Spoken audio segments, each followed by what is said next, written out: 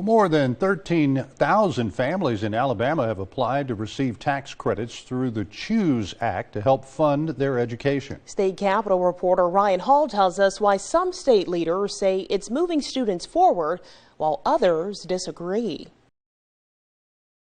Hey folks, Dale Jackson here for Yellow Hammer Now. Let's talk about school choice. And you just heard lots of parents are enrolling for school choice next year. There's a reason for that.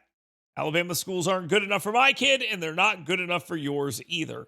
And there are a bunch of parents who before did not feel like they could send their kid to a private school that now they are going to be able to do so. Now, there are checks that are going to go out to people who already have their kids in private school. I'm not a big fan of that. I would have written the bill differently, but it's not a deal breaker. Those are taxpayers as well. And I'm guessing if they're already sending their child to private school, well, they've been paying more taxes than most of us. That's just probably a guess on my part. But Andrea Alvarez, a Huntsville City School Board member, is looking to supercharge the defection from her school district, something she is pretty much admitting is happening. She is saying that the school district is getting hit by all these people leaving and going to private schools. And her response to this, well, it's not great. Here's what she said.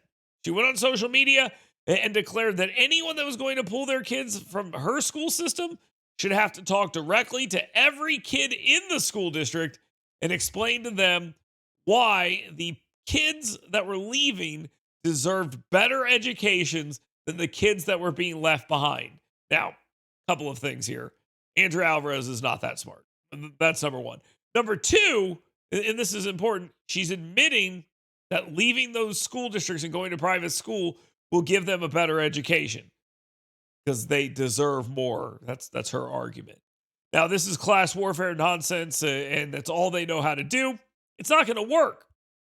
But I'll tell you what, Miss Alvarez, I will take you up on this. I will go and meet with any kid you want me to. And here's what I would tell them. I even wrote it down. I would look them in the eye and say, look, every parent makes choices based on what they believe is best for their kids. Fact is, this school doesn't offer what my kid needs. That's not an insult to you or anyone else here. It's just reality. You deserve better too. That is why I support school choice for all kids. But I'm not going to apologize for doing what's right for my family. Sorry, but my child deserves more than you do. Now, I'll use her framing. I'll do everything she wants me to do. All she has to do is set it up.